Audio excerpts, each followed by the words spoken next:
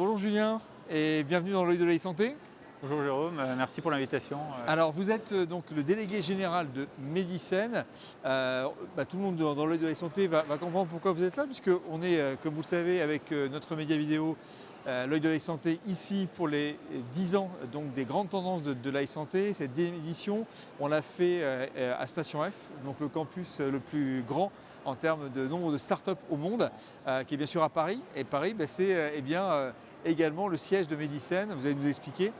Déjà peut-être vous présenter Julien, puis présenter Medicen assez rapidement auprès de ceux qui nous écoutent pour l'œil de la santé. Tout à fait, moi c'est Julien Ettertré, donc je suis délégué général depuis quelques années maintenant au sein du pôle de compétitivité. Et pour répondre assez rapidement effectivement sur ce qu'est un pôle de compétitivité comme Medicen, c'est en fait on a un réseau qui fédère plus de 450 partenaires et adhérents sur tous les champs de la valeur, à la fois des académiques, des cliniciens, des TPME, des grands groupes.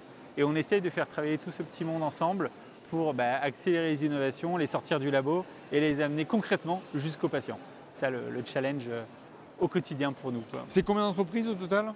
En total, on est à peu près sur plus de 350 TPME et grands groupes. Et bien, on a à la fois des sociétés de la biotech, des dispositifs médicaux et de plus en plus, je pense que c'est la 10e édition, de plus en plus de santé numérique par ailleurs. Bien sûr. Alors Julien, je sais que vous avez participé en tant que partenaire, vous êtes un partenaire fidèle au niveau de Medicen depuis de nombreuses années.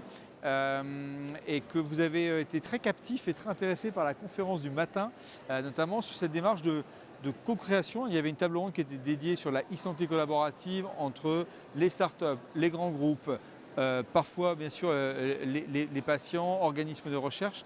Et en préparant cette interview, me dit, Jérôme, moi ce qui me plaît vraiment beaucoup dans ce matin, c'est la co-création. C'est quelque chose sur lequel vous travaillez beaucoup. Vous pouvez nous expliquer ?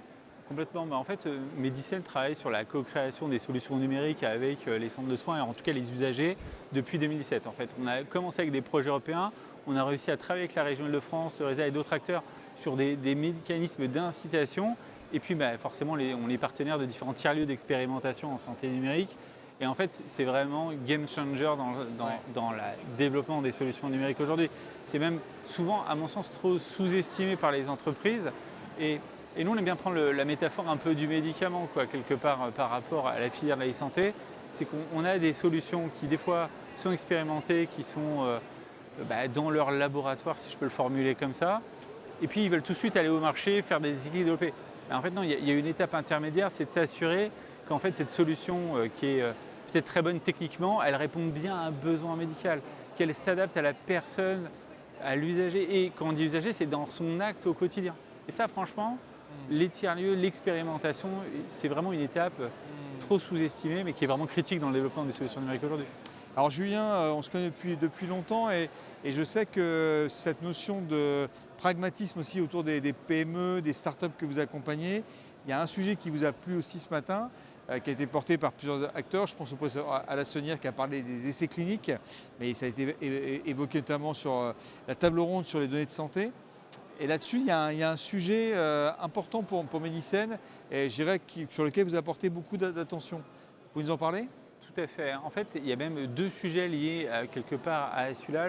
Sur les essais cliniques, c'est assez clair. En fait, on a repris les codes du médicament et quelque part, c'est très bien. Il fallait apporter de la robustesse, des preuves, etc. Mais il y a encore la perception pour les entreprises, notre système, qu'on peut avoir un fast track, que ça peut aller.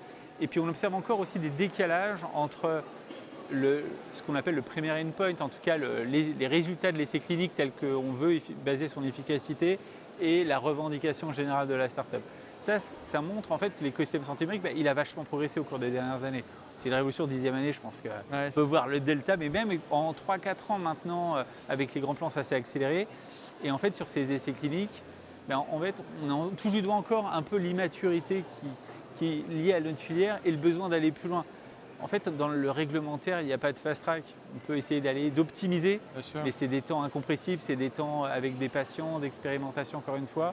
Et c'est ce qui fait la base des trucs. Et il faut l'anticiper. Et aujourd'hui, nos entreprises, elles ont du mal à anticiper ces étapes. Ça, c'est un point extrêmement important. Et la deuxième chose aussi qu'on veut dire aussi liée un peu à pain point qu'on voit de notre écosystème et sur lequel on essaie de passer beaucoup de temps à les sensibiliser quelque part, c'est autour de l'ergonomie des applications. C'est aussi des sujets qu'on aborde régulièrement, mais qui sont trop souvent. On pense qu'il faut faire l'expérimentation, l'essai clinique, et après on va s'assurer que l'utilisation elle est entre guillemets ergonomique pour l'utilisateur. Et en fait, non, il faut le faire dès le début. Et ça, c'est ce que nous, on rappelle toujours à nos utilisateurs, parce que ça ne sert à rien de faire des milliers d'euros, de centaines de milliers, des millions d'euros de développement, si à la fin, en fait, on a une application qui ne rentre pas dans le quotidien, que ça soit du praticien ou que ça soit du patient derrière. Et ça, c'est des vrais écueils sur lesquels on travaille. Ok, ben je vois que Medicen est très impliqué là, sur ces sujets.